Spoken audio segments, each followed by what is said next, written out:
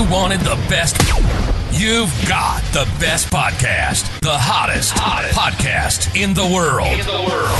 The Chris Voss Show, the preeminent podcast with guests so smart you may experience serious brain bleed. The CEOs, authors, thought leaders, visionaries, and motivators. Get ready. Strap yourself in. Keep your hands, arms, and legs inside the vehicle at all times, because you're about to go on a monster education roller coaster with your brain. Now, here's your host, Chris Voss. Hi, folks. Chris Voss here from thechrisvossshow.com. I love that. Welcome to the show, ladies and gentlemen. As always, put on your seatbelts, get ready. We're going down the road. Hey, folks, welcome to the big show. As always, for 16 years and 23 episodes of the Chris Voss Show, with all the most brilliant minds, authors, leaders, people who shape the world and know what's going on, and they bring their stories to life and share them with you so that you can live a better life. And if you're not living a better life, listen to the Chris Voss Show, you're still not getting it. So just go back and listen to all the episodes again. There's only 2,300 of them. Opinions expressed by guests on the podcast are solely their own and do not necessarily reflect the opinions of the host or the Chris Voss Show. Some guests of the show may be advertising on the podcast, but it is not an endorsement or review of any kind. Today we have an amazing young lady on the show. Today we're going to be talking about her books, her authorships, what she does, and some of the cool things you can enjoy reading her books. Her book that we'll be talking or leading off with today is called Web of Silence by Kathleen Dutton. We'll get into it with her, find out about her experience with being an author, how she finally became one. And, it's so great. People in life, they determine that they want to tell their stories, share them with people, and get everyone going. Kathleen has enjoyed the craft of writing since childhood as a path to enter a world of unlimited possibilities and escape a traumatic childhood. Her first novel is Out of Habit. Her second novel is Web of Silence. She retired from the professional world as a clinical specialist and clinical field engineer, training cardiologists in the U.S. to support products that make a difference in cardiac procedures. She enjoys life in Michigan with her family, her husband, and 3 office assistant cats. Welcome to the show, Kathleen. How are you? I'm well, thank you, Chris. Thank you. We're glad to know you're well. We just we were checking your blood test earlier, and so that's good to know you're well. So Kathleen, give us your .coms. Where can people find you on the interwebs? You can find me at www.authorkathleenDutton.com. Pretty simple. Simple and easy. Kathleen, tell us about this book, Web of Silence. Give us an overview of it. I always start with very fractured females that become whole by the end. But Web of Silence is about a young lady who had to disappear from her small town Michigan home because of a very, very dangerous deception. And so she left, and without a word of explanation, she abandoned her identity and all that she holds dear, including her fiancé, Sam Andrews. After she briefly returns 2 years later for her mother's funeral, and she believes she escapes back to her safe haven, but Sam, her fiancé, is determined to find her and discover the secrets she guards. The secret. But Sam is not the only one searching for her, and in order to protect her loved ones, she must confront her terrifying past to ultimately shed the sinister bonds of the Web of Silence. The Web of Silence. And it even has a web on the cover. Oh, yeah. It sounds like there should be a voiceover for it, too, whenever you say it. The Web of Silence. My voice is so childlike. I used to get calls from my daughter's friends. The party's at, and I would just pretend I was her, and then I'd confront her. That's it.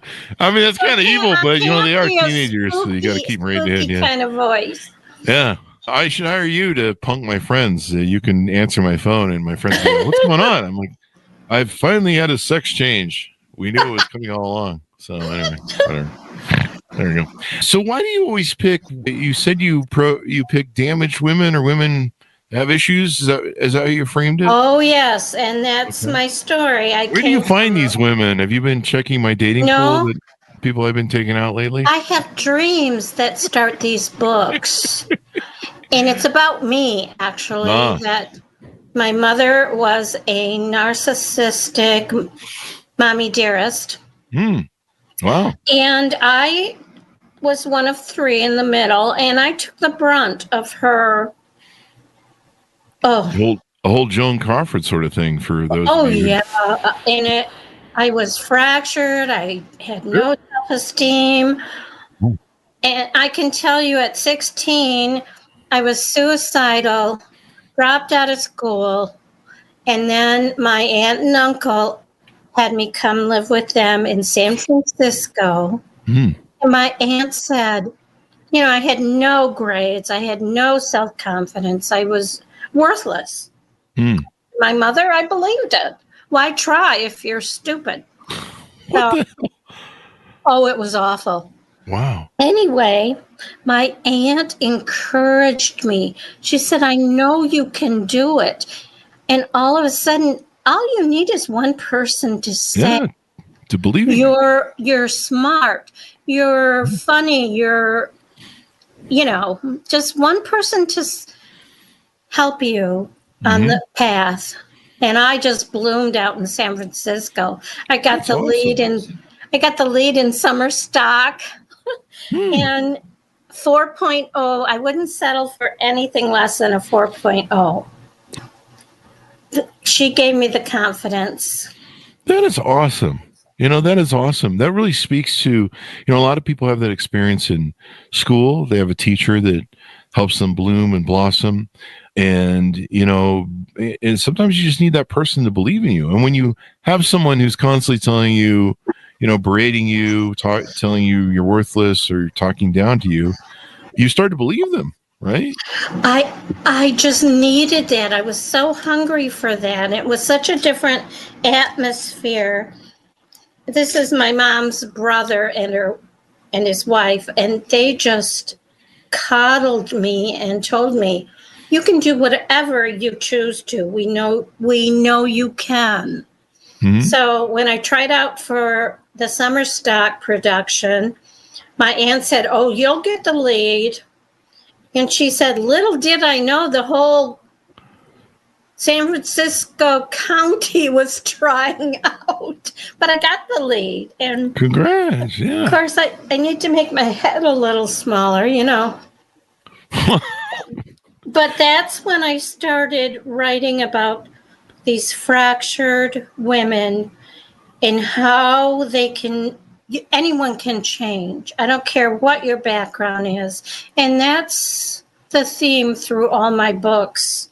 In fact, some reviews say how much they appreciate that one can change no matter what you've been through. Yeah. The phoenix rising from the ashes. Everyone loves the comeback story.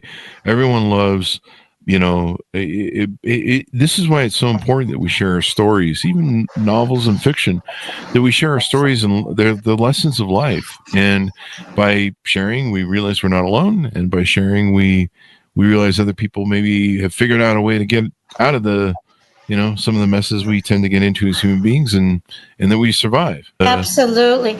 Not only survive, most people can survive, but to become something you never dreamed of.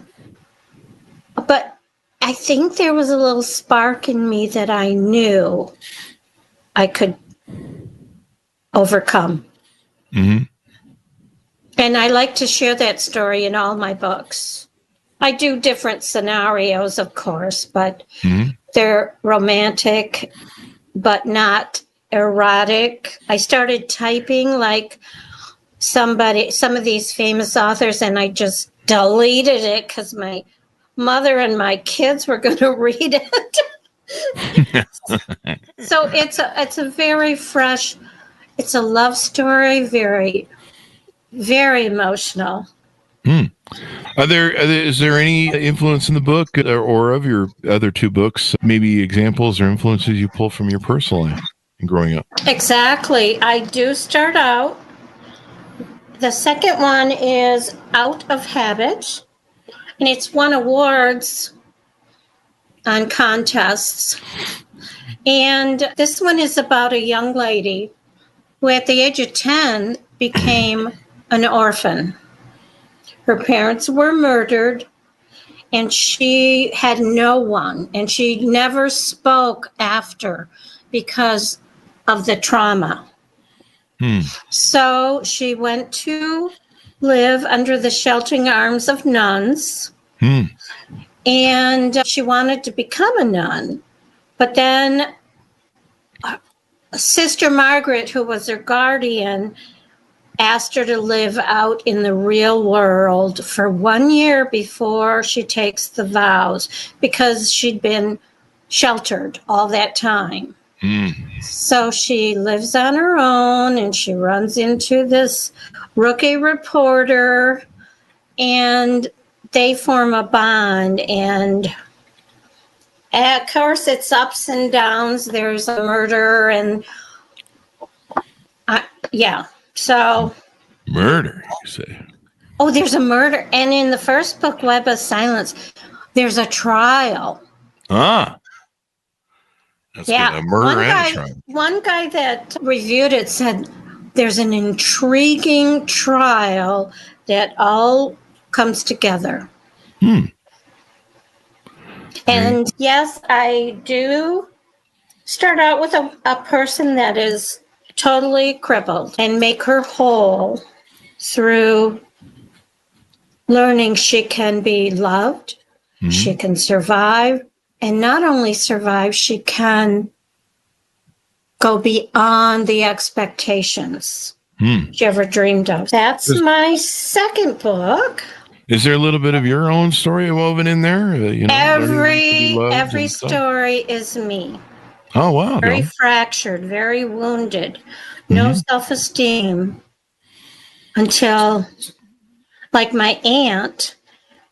And then I came back home from San Francisco, and I met, Paul, my husband, was my best friend from 5th grade. Nothing romantic, nothing this. And when I was in San Francisco, we wrote letters, and I think I fell in love with him when I was away. Wow. So I was offered.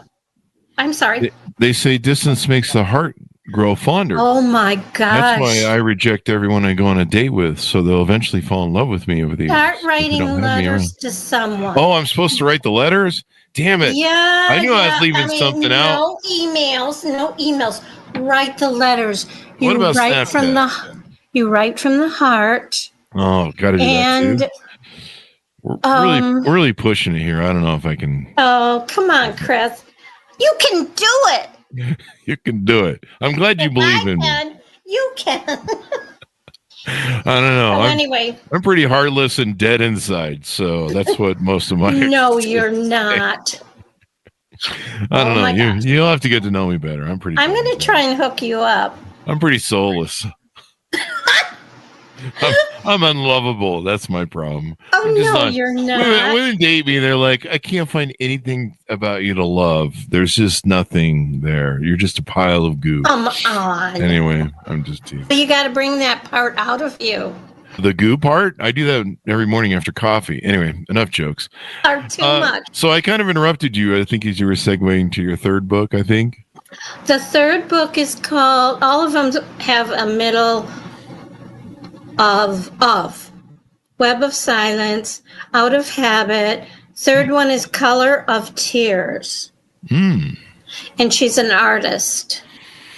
The Color of Tears. And what color are tears, actually? I've never really I know. She's an artist, and she's having a hard time painting the color of tears. Oh, okay. I like that. That's interesting. What is the color of tears?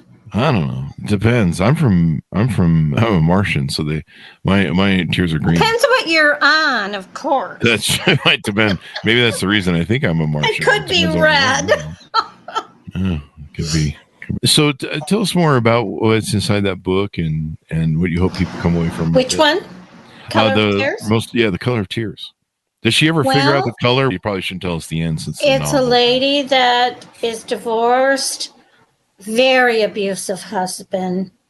She goes to her great-grandmother's home on the shores of Lake Michigan, and she's never told her ex about the house. So she starts renovating it. And her great-grandmother is a ghost. And she comes through, and then next door is the guy she used to, when she was a kid, she used to go there for summers. And he's now a big FBI guy. And his great uncle is a ghost in his house.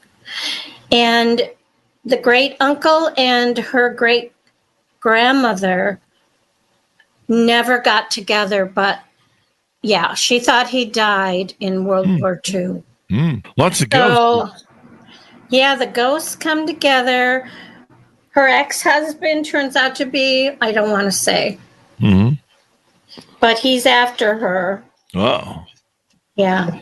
Yeah, that's not good. He's after her. You know how those abusive exes are. Yeah, I've had a couple actually. I've had my windows broken into. Yeah, my house broken into by exes. Yeah, I've had it all. Awful. It's awful. It's always best not to date people that have father or mother abandonment, whether they're man or woman. Father or mother abandonment has an effect on people that when you break up with them, you might as well be their father or mother who left for the milk and never came back. Exactly. So, that's terrible. You never want to take that role. Never want to take that role. Just advise that person to get into therapy, because they don't deal with rejection well. Well, especially a narcissist, Oh yeah. There's a few of those. Oh my God! Have you run into any narcissists? I mostly date women. Yeah, I tell that joke because they're actually finding women are becoming more narcissistic like men because they're being masculine and doing masculine activities, and social media, I think, is. And they take care of you. Well, they don't. And they become obsessive. I haven't gotten to that point yet. None of them want to take care of me. Like I said, I'm unlovable, so they just reject me outright from the moment they see my picture on Tinder. I'm not buying that for 1 minute. So we covered the 3 books that you have out right now. Is that correct? Yes. And then what do you hope your readers come away with from your books? Is it different per book, or is it kind of general overview of I think they love the characterizations that I put really close people in with the protagonist, and I develop those characters. They fall in love with them.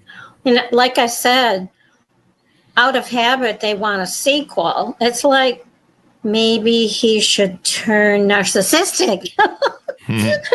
No, there's no way to write a sequel to these, but the outcome of all is from my own experience of being able to change no matter what. I mean, you can be given, and these, my heroines are given horrible, worse than mine, beginnings.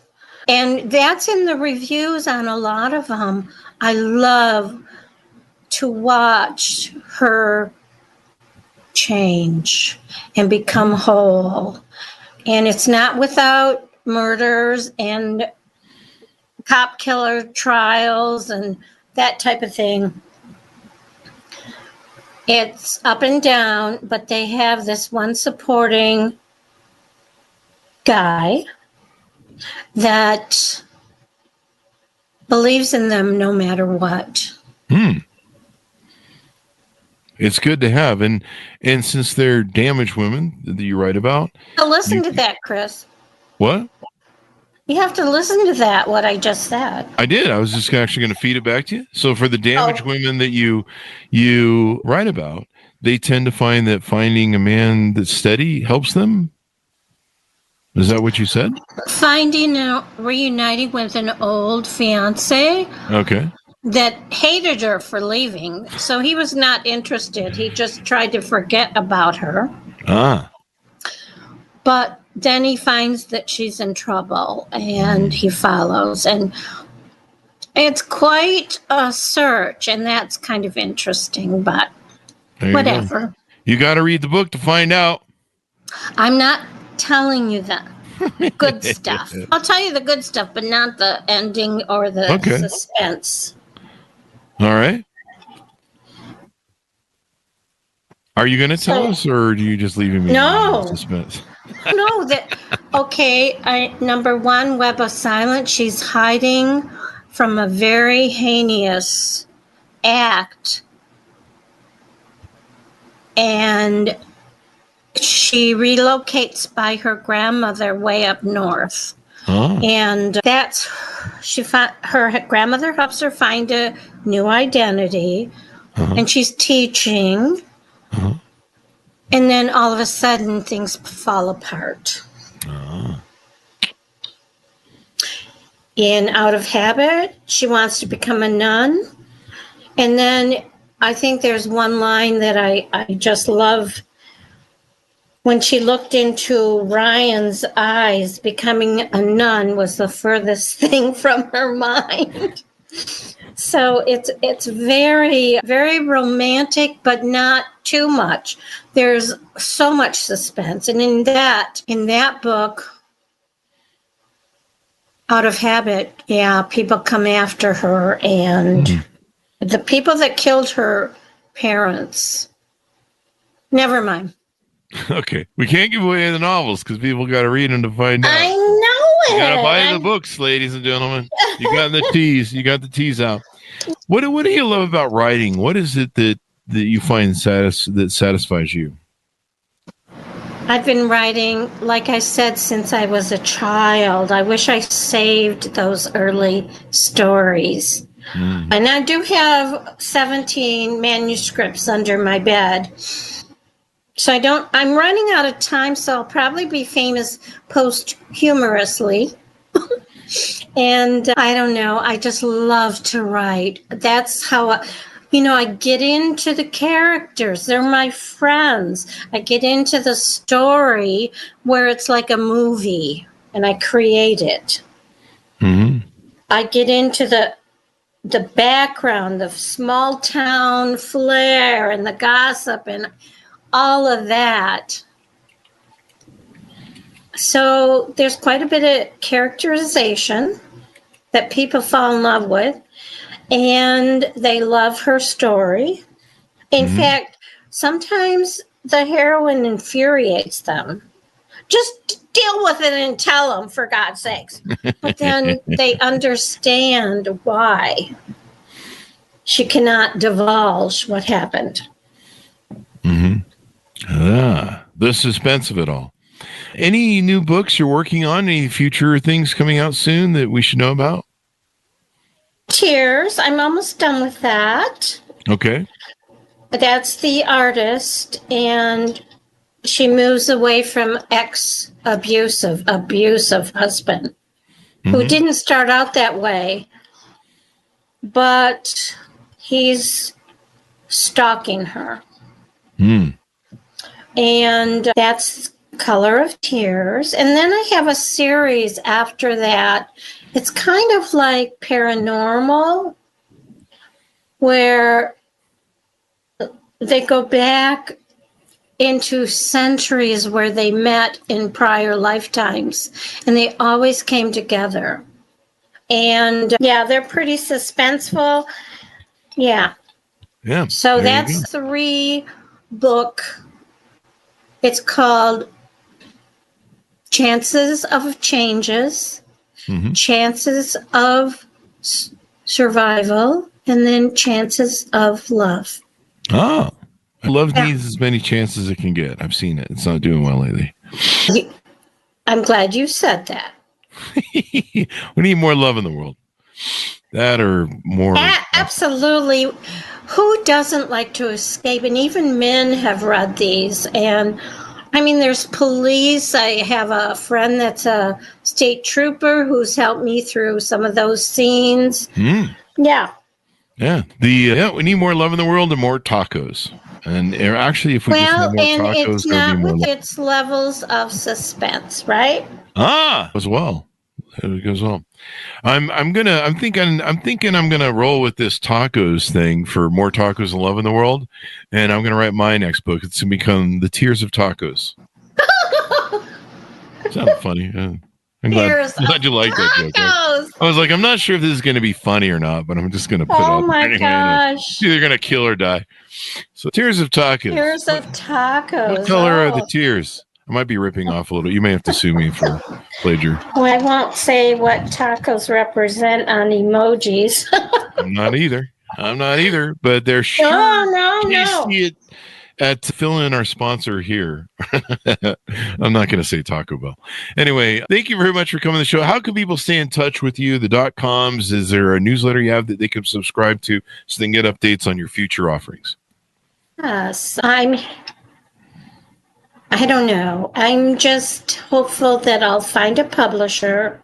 I've gotten many people many scammers, I'm telling you. Oh, yeah, there's a lot. Many people that want to present it as a movie because it's what people are looking for today. Yeah. Both of my books, they just want to change it into a movie. And then while I was writing, it was so easy to write Web of Silence. I was in northern Michigan on the shores of Lake Michigan with my feet in the water, and these characters would come to me and demand to be put in my book. And so I would put them in my book, and it was like I had a muse, and it was just fascinating. I love writing and how my mind can just go to places that are not unkind, or they are unkind, and then transformation. And they get results. Okay? Yeah, I just got a little probably a beard hair in my mouth. Got a little bit there. So give us your .coms. Where can people follow you on the interwebs and watch for more stuff from you? .com is www.authorkathleenDutton.com. It's been fun to have you on, Kathleen. Wonderful discussion. Congratulations on the books you're putting out. In fact, you're touching people's lives and improving them and, reconciling your own story as well. Thank you for coming on. I'm so glad to be here, Chris. I really enjoyed it. Thank you. We're glad to have you as well. We'll look forward to the next book you put out. Thanks. See a lot of pressure we just put on you there. but I'm really appreciative that you let me talk about all three. Yeah. And then even those that I'm just starting to write. So yeah. I think we've got some, I know we have a lot of authors that listen to the show that are checking what other people are doing. And I imagine we have a lot of wannabe authors on the show. And, successful people like yourself that can come on and tell them how they can start writing and start fleshing out their characters and doing. At the Ottawa Book Festival, I did a presentation. I was a keynote speaker, and I did it on Don't Stop Writing. And it's very interesting. I took all of the authors in the past. Stephen King was rejected because he used a different name. Rudyard Kipling got a letter of, we're not interested because, sir, you don't have command of the English language. So I have all these that I tell about. Dr. Seuss. I mean, everybody. Yeah. So that's a further presentation. Thank you very much for coming on the show, Kathleen. We really appreciate it. Thanks to our audience for tuning in. Go to goodreads.com/Chris Voss, LinkedIn.com/Chris Voss. Chris Voss, one of the TikTokity, and all those crazy places on the internet. Be good to each other. Stay safe. We'll see you next time. And that should have us out. Great.